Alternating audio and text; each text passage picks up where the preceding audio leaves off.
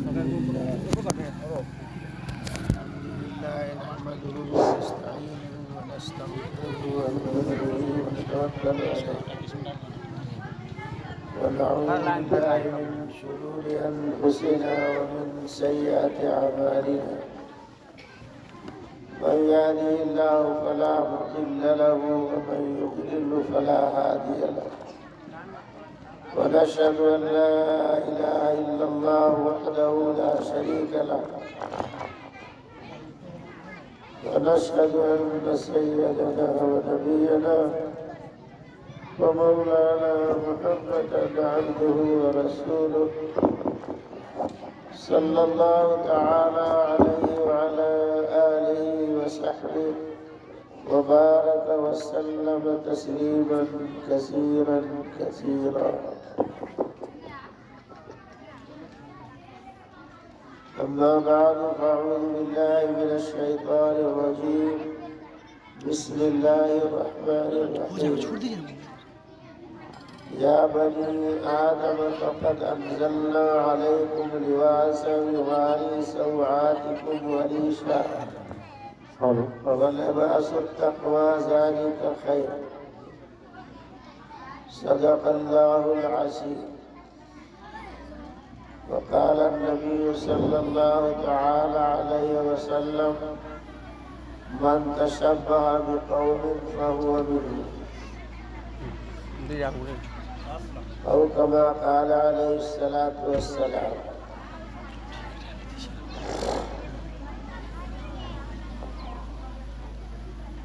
حضرات علماء کرام، معزز سامعین اور قابل احترام خواتین اور امت کی بیٹیاں، آپ سب کے سامنے تفصیلی بیان حضرت مولانا نسیم صاحب کا ہو رہا تھا اور بہت وساعت کے سامنے دلائل کے ساتھ پوری قوت اور مضبوطی سے باتیں آپ کو بتائی اور سمجھائی گئی ہیں. یہ زمانہ سننے کا ہے اور سننے کے ساتھ اب دیکھنے کا زمانہ ہو گیا ہے. موبائل پر دیکھ بھی لیتے ہیں اور بیان سن بھی لیتے ہیں، بیان کرنے والے کو دیکھ لیتے ہیں اور اس سے فرحت و مسرت حاصل کرتے ہیں. لیکن یہ بیانات محض سننے سنانے کے لیے نہیں ہے، یہ بیانات عمل کے لیے.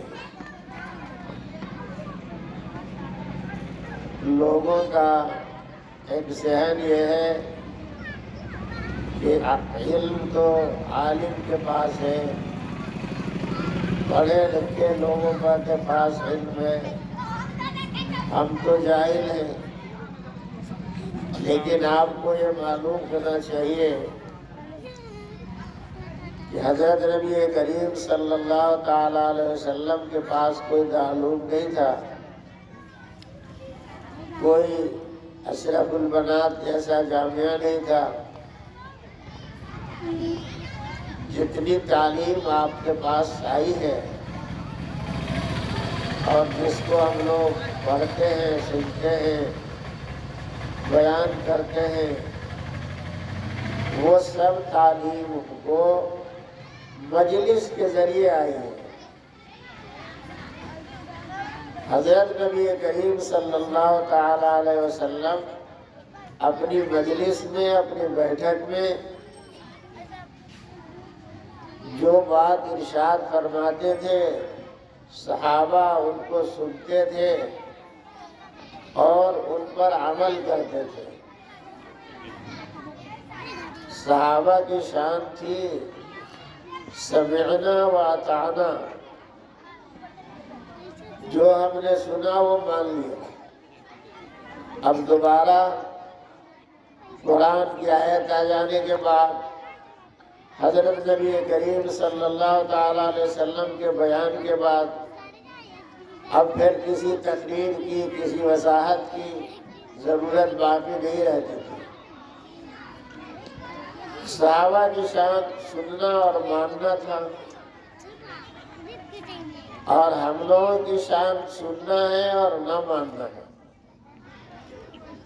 جو در حقیقت مشرکانہ رویہ ہے۔ کفار و مشرکین کی کا یہ حال تھا کہ وہ سمعنا و عصینا کہتے تھے کہ ہم نے سن تو لیا لیکن مانیں گے نہیں۔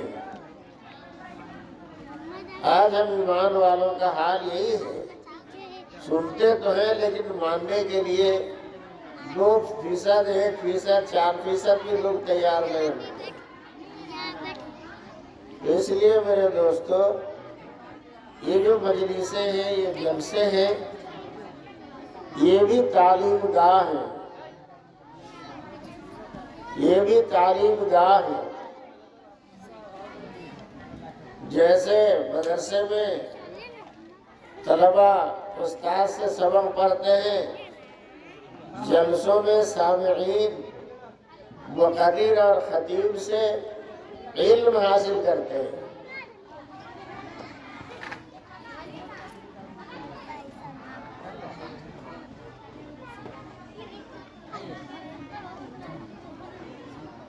تو یہ جو جلسے ہیں، ان سے جو آپ کو علم حاصل ہوتا ہے، اس علم کی حفاظت اور اس پر عمل کرنا ہماری ذمہ داری بنتی ہے۔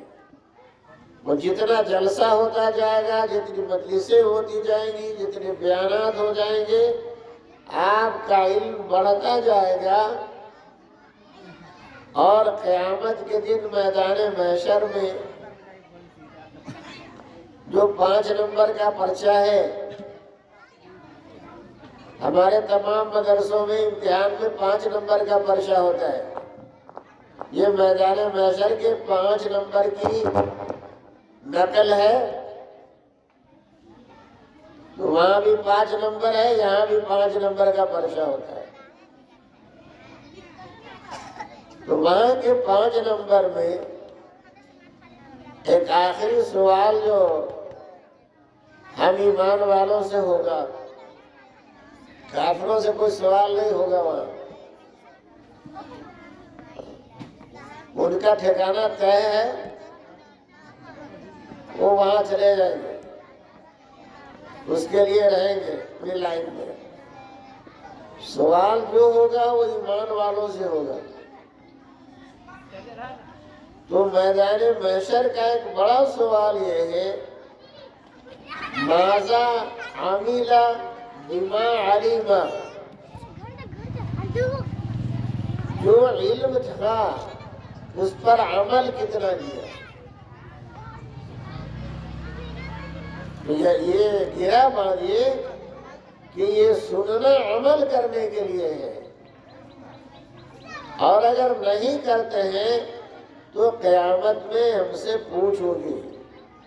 یہاں تو فیصلہ ہم کرتے ہیں مولانا صاحب اور مولوی صاحب وہ صاحب، وہاں تو علم ہے، جتنا علم تھا زیادہ والوں کو زیادہ درجے کا سوال ہوگا، کم علم والوں کو اس کے اعتبار سے سوال ہوگا۔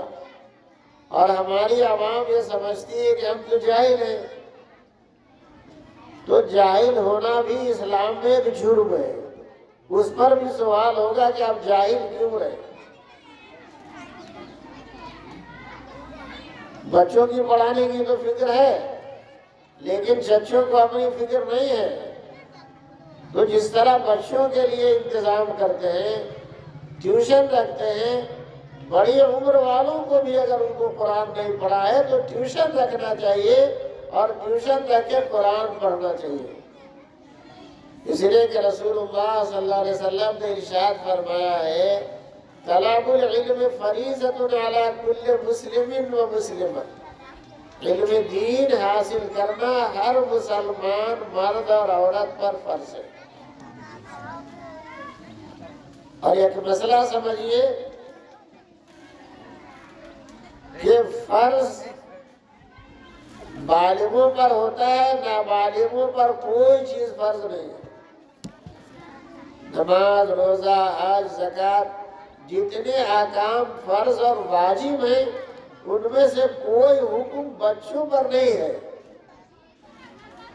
جب تک بالغ نہیں ہو تب تک وہ آزاد ہے، تو بالغ ہوتے ہی فرض عائد ہوتا ہے۔ نماز فرض ہو جا رہی، روزے کا مہینہ ہوگا، روزہ اس وقت سے فرض ہو جائے گا۔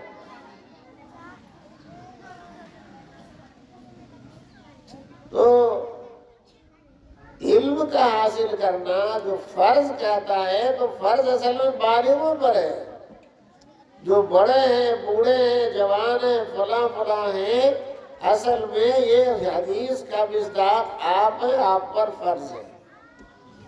تو جس طرح نماز فرض ہے، روزہ فرض ہے، حج زکوٰۃ فرض ہے، اور جن کے ذمے یہ چیزیں فرض اور واجب ہیں،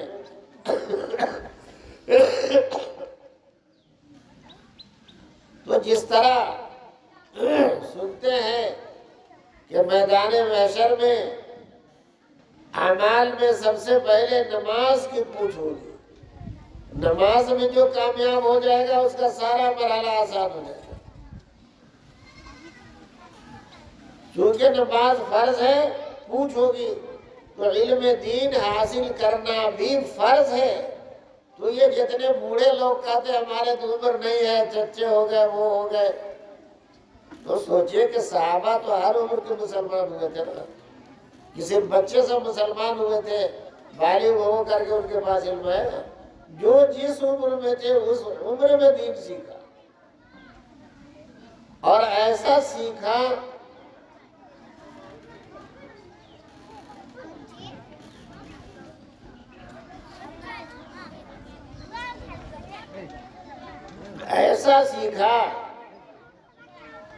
کہ رسول اللہ صلی اللہ علیہ وسلم نے اپنے تمام صحابہ کو ایسی تصدیق سند دی ہے، ایسی سرٹیفکیٹ دی ہے کہ دنیا کا کوئی ادارہ جب سے وہ قائم ہے تب سے اب تک اور قیامت کی صبح تک اپنے طالب علم کو یہ سند نہیں دے سکتی۔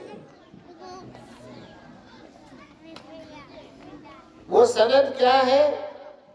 آقا صلی اللہ تعالی علیہ وسلم نے ارشاد فرمایا ہے، اصحابی کالنجوم، میرے صحابہ ستارے کی طرح روشن ہیں۔ آسمان میں آپ ستارے دیکھتے؟ نہ دیکھا تو آج دیکھ لیجیے گا۔ تو جتنے ستارے آسمان پر نظر آتے ہیں سب روشن نظر آتے ہیں۔ کوئی ستارہ آج تک آپ نے اندھا نہیں دیکھا کہ اس میں روشنی نہیں ہے، کالا پڑا ہوا ہے۔ جتنے ستارے سب میں روشنی ہے، کبھی زیادتی کا فرق ہے، کوئی سورج ہے، کوئی چاند ہے، کوئی اور ہے، کوئی اور ہے، لیکن روشنی سے خالی کوئی نہیں ہے۔ تو نبی کریم صلی اللہ علیہ وسلم اپنے صحابہ کی یہی شان بیان فرماتے ہیں کہ میرے صحابہ ستارے کی طرح ہیں، یعنی جیسے ستارے روشن ہیں میرے صحابہ سب روشن ہیں، سب علم کا مینارہ ہے۔ بِأَيِّهِمْ اقْتَدَيْتُمْ اهْتَدَيْتُمْ، میری جس صحابی کے پیچھے تم چل پڑو گے تم کامیاب ہو۔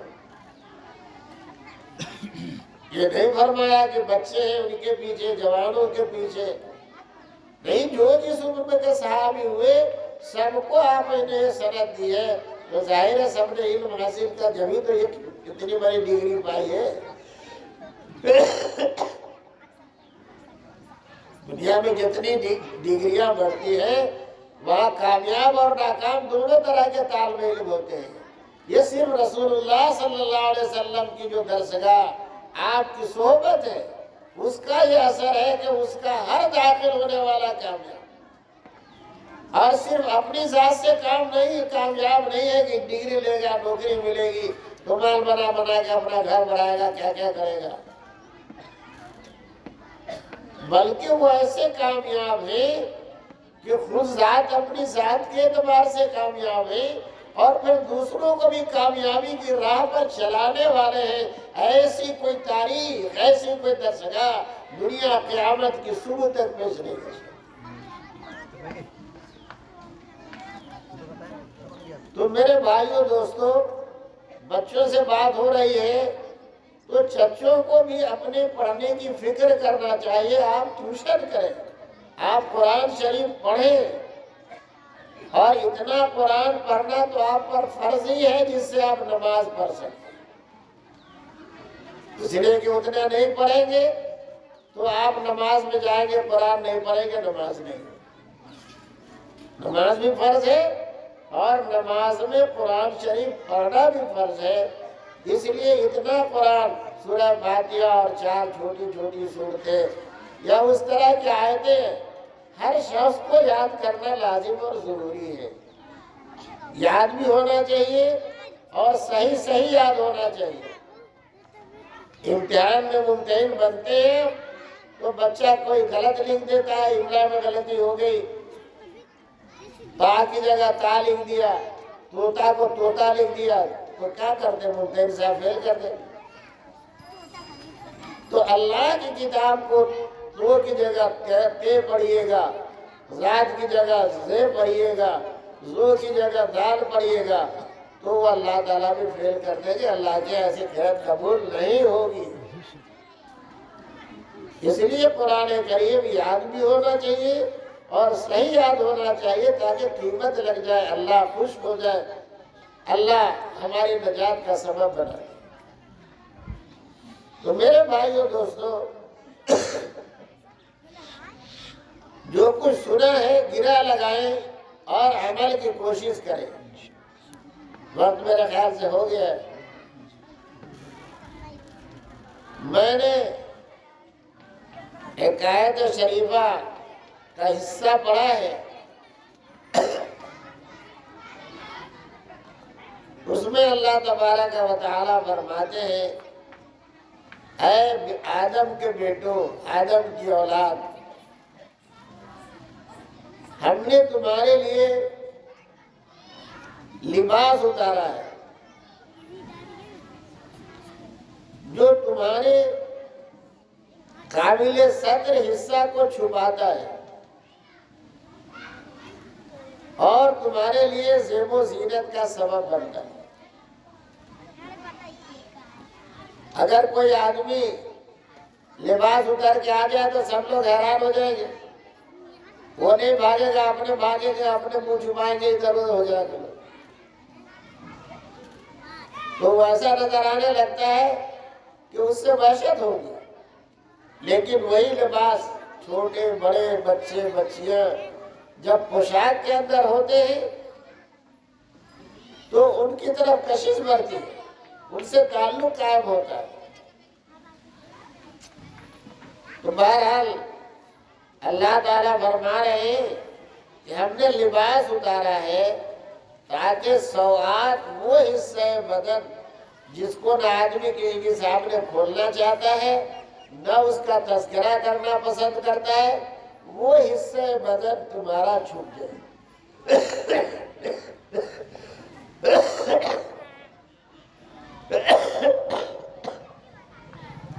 اسلامی احکام میں سب سے پہلا فریضہ لباس کا ہے۔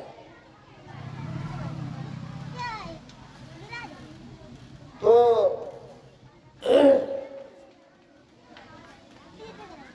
اس ضمن میں مختصر یہ بات عرض کرنی ہے کہ لباس ایسا ہو کہ جو صدر کی جگہ کو چھپا لے اور ڈھیلا ڈھالا ہو۔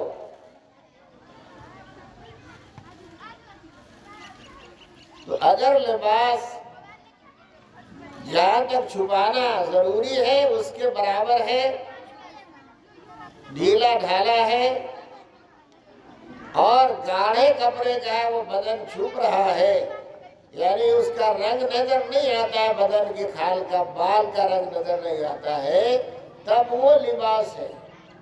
اور اگر ایسا لباس پہنے کہ بال نظر آ رہا ہے، عورتوں کا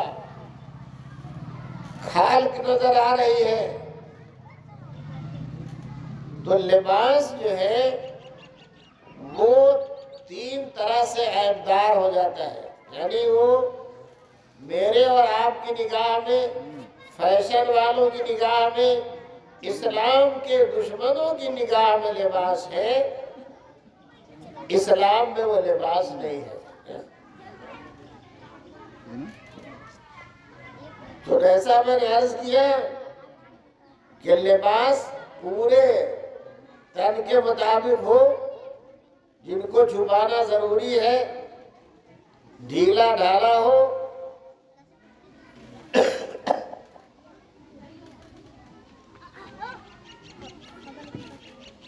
اور موٹا اور گاڑھا ہو۔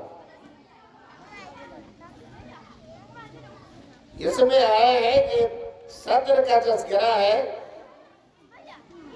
تو مرد کا صدر جو ہے وہ ناف کے نیچے سے لے کر کے، ناف شروع ہوتے ہی صدر شروع ہوتا ہے، جس کا چھپانا فرض ہے۔ بہت سے لوگ غسل کرتے ہیں تو پورا پیڑو کا حصہ جو ہے وہ کھلا رکھتے ہیں، بس بیچ میں 10 آدمی کے نہا رہے، صابن مل رہا ہے، پتہ چلا جائے۔ ناف جیسے ہی اس کا نچلا حصہ شروع ہوا، وہاں سے صدر کا حصہ شروع ہو جاتا ہے۔ تو مرد کا جو حصہ چھپانا فرض ہے وہ ناف کے نیچے سے لے کر کے گھٹنا، جس کو ہمارے ٹھیونا کہتے ہیں، گھٹنا سمیت چھپانا فرض ہے۔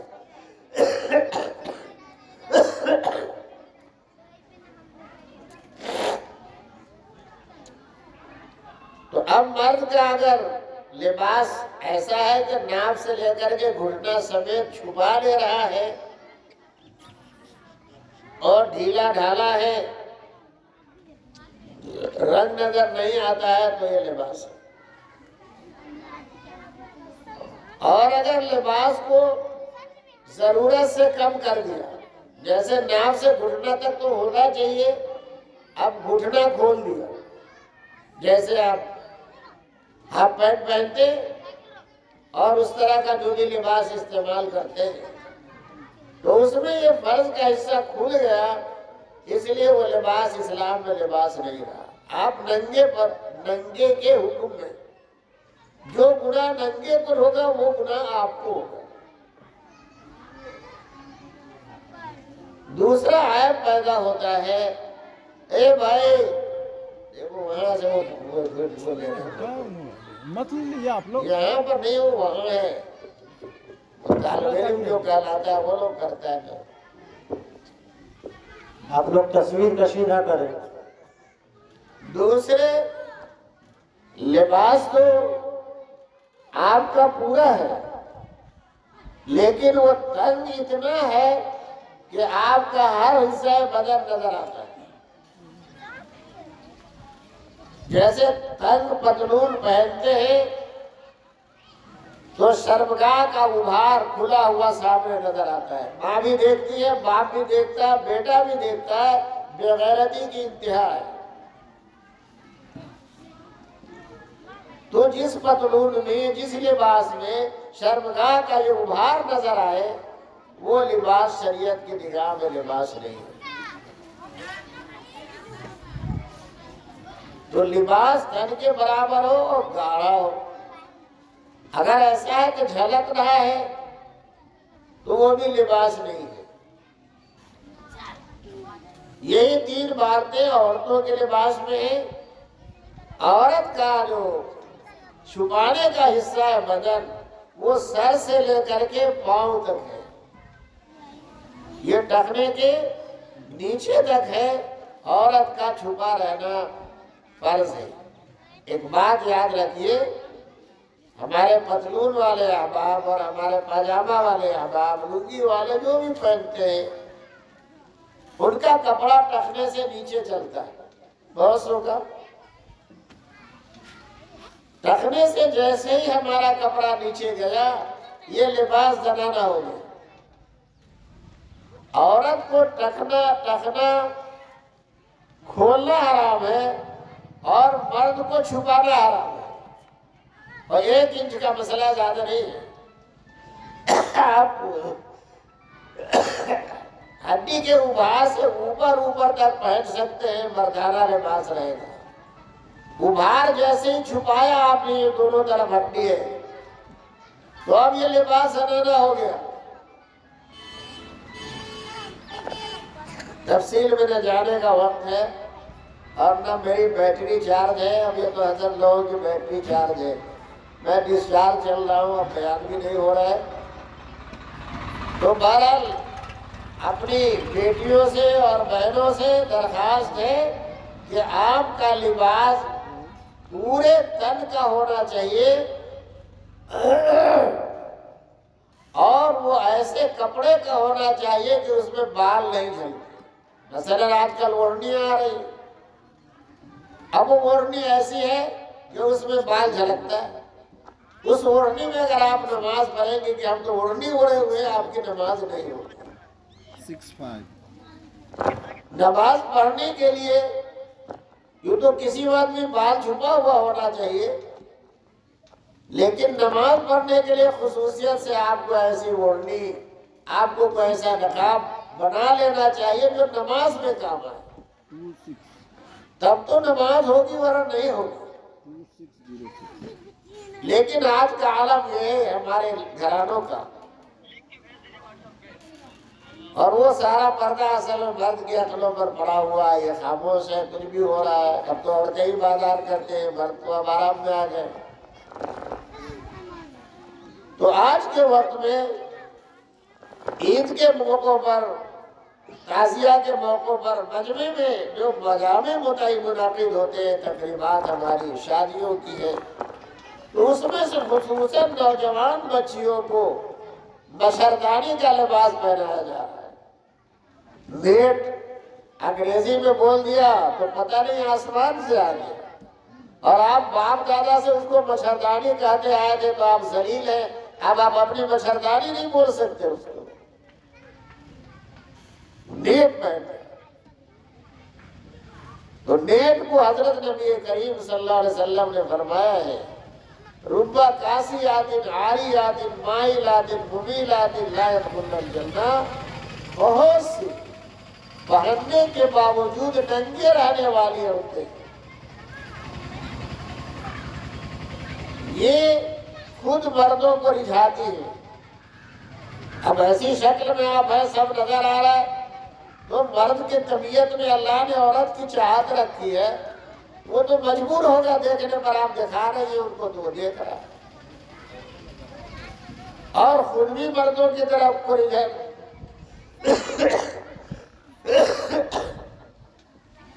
مردوں کی طرف خود رجھا رہی ہے۔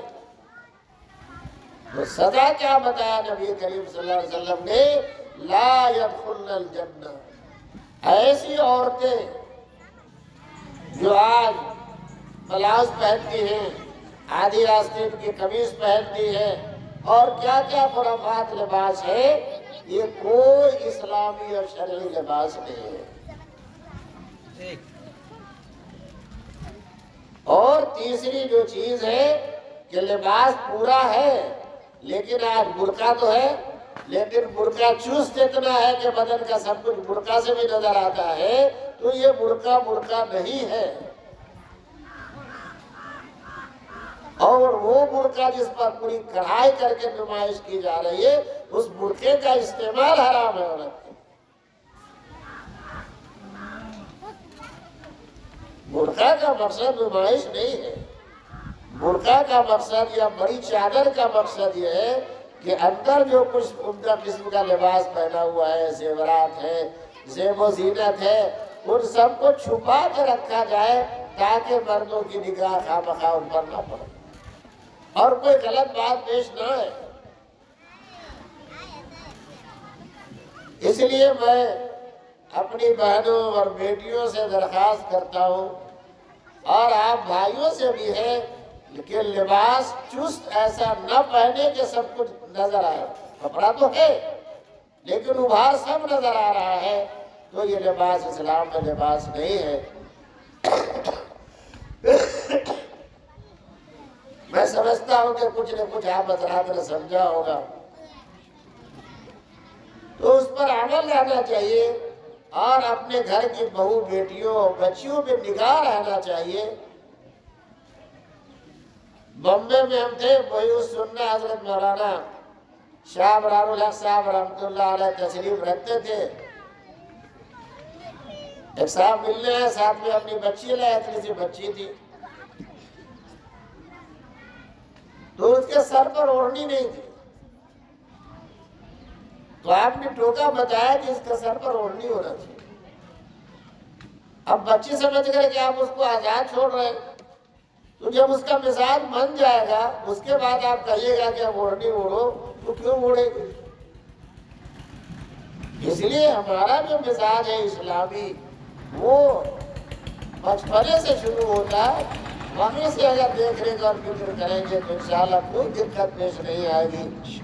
جو حالات پیش آ رہے ہیں, ہماری لڑکیاں وہاں جا رہی ہیں یہاں جا رہی ہیں, برکت ہو رہی ہیں, سب راستے ہو رہے ہیں, سب اسی کاہلی سستی اور آنکھ بچانے کا نتیجہ ہے. اس لیے میرے بھائیوں دوستوں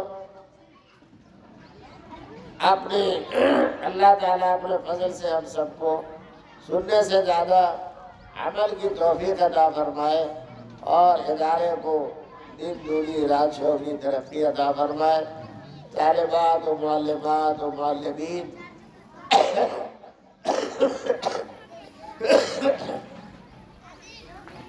سب کو خوش نصیبی کے ساتھ کام کرنے کی توفیق عطا فرمائے اور سال بھر کی جو محنت ہوئی اللہ اسے قبول فرمائے اور سب کی ترقیات کا ذریعہ بنائے.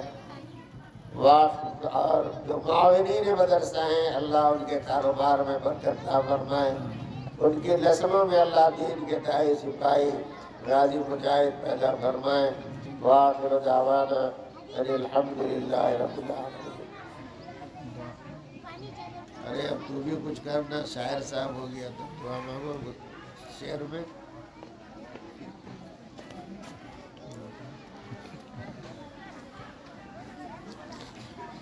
بھائی طیب صاحب رحمۃ اللہ علیہ ہمارے استاد جلسے میں ان کے لیے ایسی نظم پڑھی گئی تو فرمایا کہ بھئی شاعر حضرات جو ہے وہ جھوٹ بولتے ہیں اور بغیر جھوٹ بولے ان کا کام بھی نہیں چلتا ہے. اور ناراض نہ ہو شاعر لوگ, میں بھی کبھی کبھی شعر کہتا ہوں تو مجھے بھی جھوٹ بولنا پڑتا ہے.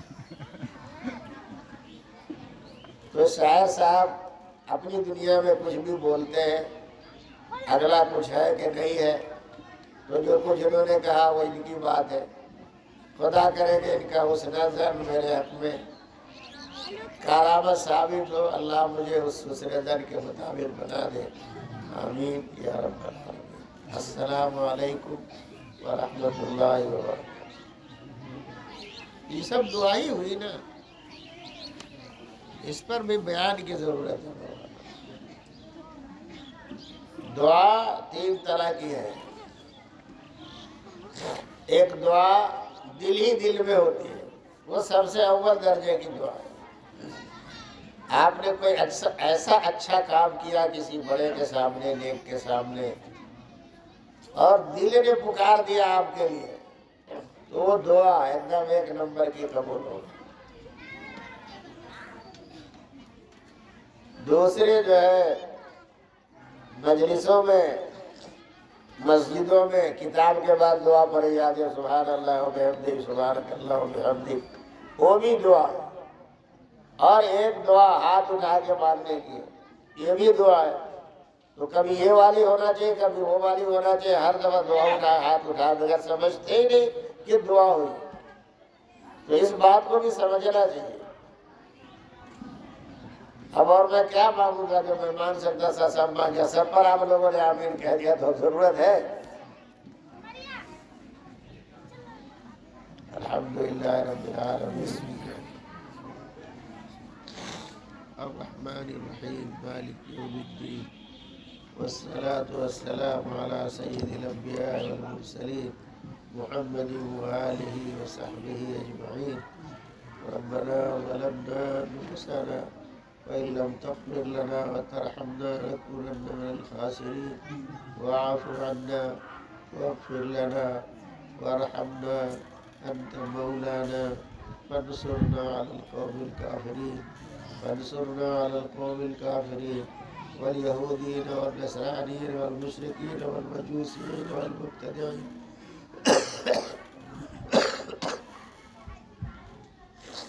اللهم إنا نسألك الهدى والتقى والعفاف والغنى. اللهم وفقنا لما تحب وترضى من القول والعمل والفعل والنية والهدي إنك على كل شيء قدير. اللهم إنا نسألك علما نافعا ورزقا واسعا وعملا متقبلا وشفاء من كل داء. اے اللہ ہم سب کی پوری پوری مغفرت فرما. اے اللہ تمام مومن مومنات کی مغفرت فرما. اے اللہ پوری امت مسلمہ کی مغفرت فرما. اے اللہ پوری امت مسلمہ پر رحم فرما. اے اللہ جو کچھ کہا گیا سنا گیا اسے قبول فرما. اے اللہ عمل کی توفیق عطا فرما. اے اللہ طالبات کو علم و عمل سے مالا مال فرما. اے اللہ ہم سب کو نفع بخش علم عطا فرما. ایسا علم عطا فرما جو عمل کا وسیلہ اور ذریعہ بنے. اے اللہ اس آبادی کو ہر قسم کے شرور و فتن سے محفوظ فرما. اے اللہ لوگوں کو اس جگہ کو اختیار کرنے کی توفیق عطا فرما. اے اللہ مسجد اور مدرسے کی آبادی اور بقا کا نظم فرما. اے اللہ ہم سب کی اور تمام ایمان والے کی جائز حاجتیں ضرورتیں پوری فرما. اے اللہ جن لوگوں نے دعاؤں کے لیے کہا ہے لکھا ہے اسے امید رکھتے ہیں. اے اللہ ہم سب کو مقاصد حسنہ میں کامیابی عطا فرما. اے اللہ ہم سب کو تمام ایمان والے کو وقت مقرر پر اکمل ایمان پر خاتمہ بخیر نصیب فرما. اے اللہ ہم آپ سے تمام بھلائی مانگتے ہیں جو حضرت نبی کریم صلی اللہ علیہ وسلم نے مانگی ہے. اے اللہ ہم تمام شرور سے ہم آپ کی پناہ چاہتے ہیں جن سے نبی پاک صلی اللہ علیہ وسلم نے آپ کی پناہ مانگی ہے. وجزا اللہ عنا محمد ما وآلہ صلی اللہ تعالی علی خیر خلق محمد وآلہ وصحبہ اجمعین برحمتک یا ارحم الراحمین.